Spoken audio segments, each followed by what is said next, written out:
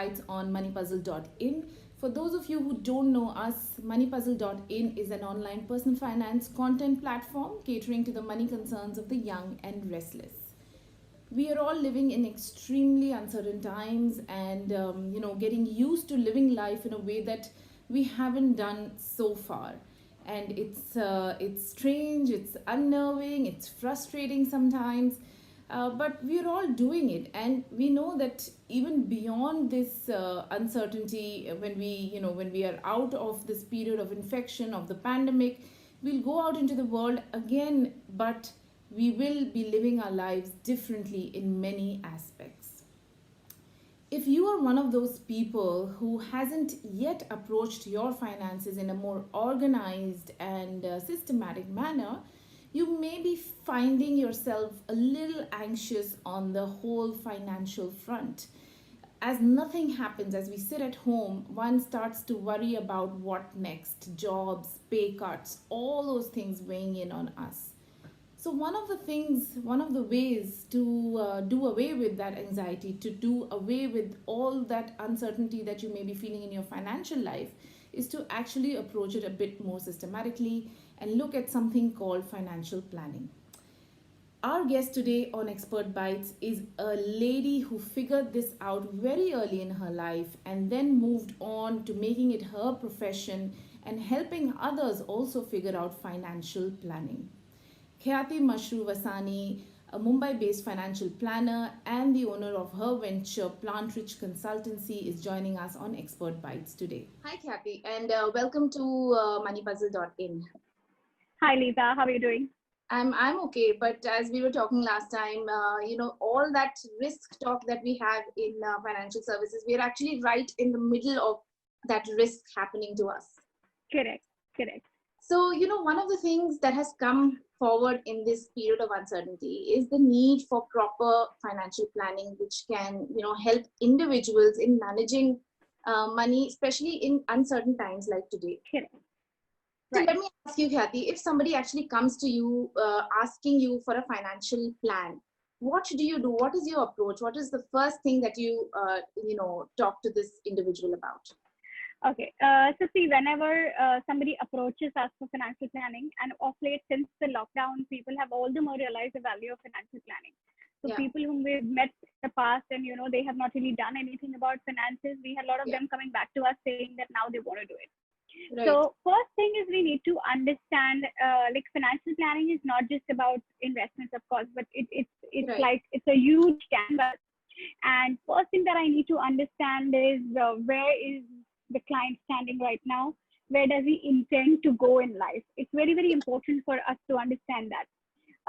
After that is done, understanding the income and expenses, understanding how many people are dependent on him, how stable is his job, how stable is the income, plus the overall risk appetite. So it's critical things. The first interaction that we do with clients generally goes on for 1.5 to 2 hours, where we understand his psychology with money, his psychology with life, his expectations from life, everything. Because managing money, more than managing investments, is about managing the emotions linked with money. And whatever decisions a person is making is based on, how as a child he handled money, or how in the family was money. Right. So basically what all of that matters. So it's not just what they're doing with their money, but it's how they feel about money and what they want from the rest of their lives as well, what they want to achieve. Exactly. And where the financial overplay comes on that, those desires and sort of goals in life. Every for success is different. Like for me, I might say 5 crores is enough. You might say, no, I need 50 crores. So for everyone, it's different, And financial planning is not just about multiplying your money, or it's not a magic. It's also about knowing where and when to stop. Right. I always say financial planning is striking a balance between your present and your future goals. So how much is enough? Even that is a very important discussion. So of course, as I said, it depends from person to person. There is no fixed rule. It completely depends on you, what you think is enough. And there are times when clients come to us and say, okay, I need this huge sum of money for XYZ thing. And as a planner, we have to advise them that, it's not just about money. It's also about enjoying the money that you've made so far. So financial sure. planning is not just where you keep maximizing money, but it's also about enjoying life. Right. So it's also our job to tell them or maybe guide them as to where and when to stop and how much is enough. So financial planning is whole of that. All of that. Okay, so one of the things that is a very simple thing to do, but many of us don't really get around to doing it, which is actually writing down expenses and your life goals even. And I feel a lot of this financial planning can actually begin at that simple stage of writing it down.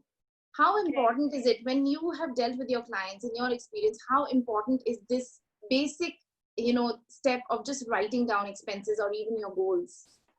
I would say it's very, very important. And I always say your financial plan is a business plan for your life.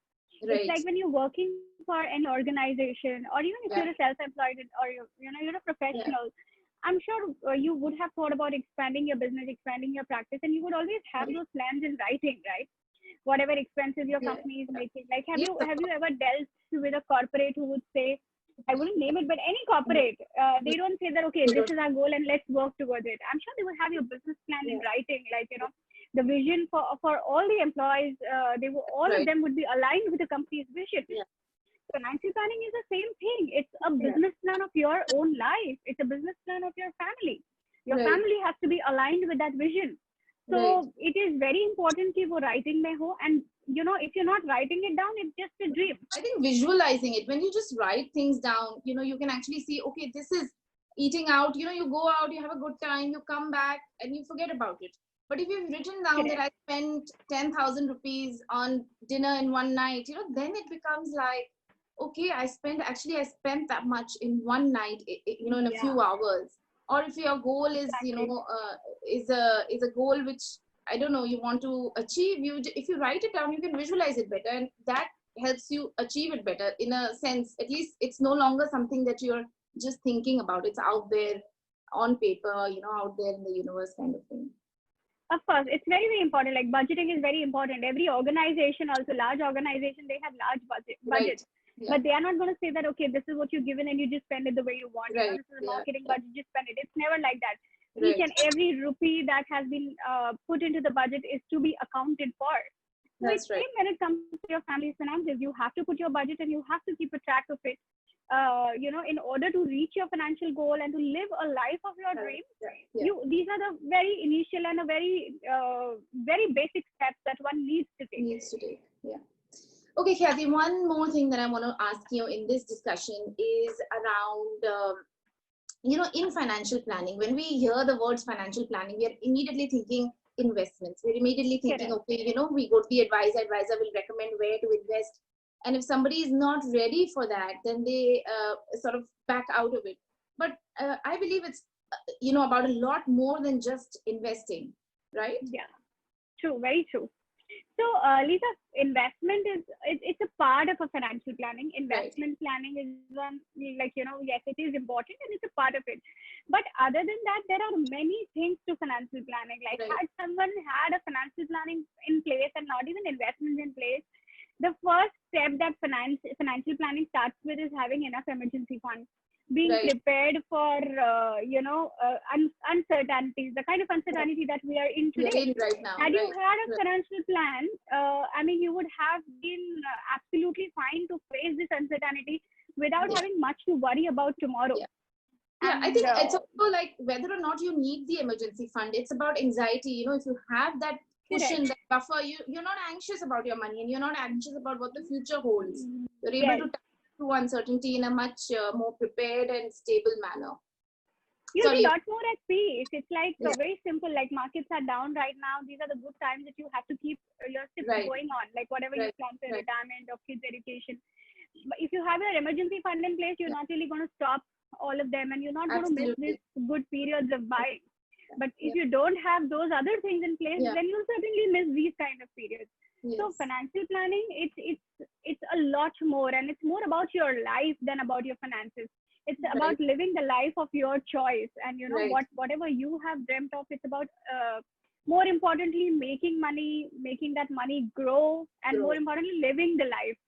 So financial planning helps you to live a life of your choice, is what I always say. Great. So financial planning, as you guys heard, it helps you live a life of your choice. Khyati, thank you so much, because this is a time when we need more and more people to spread the message of how one can be prepared financially in life at any given point in time. And I think you learned the lesson very early in your life, or you at least realized the benefits of planning early in your life. Yes. It's great that you could share this with our viewers as well. Yeah, my only mission is more and more people in the country should know about it and should become financially literate. That's very, very important. Thanks a lot, Khyati. Thank you for joining us. Thank you, Lisa.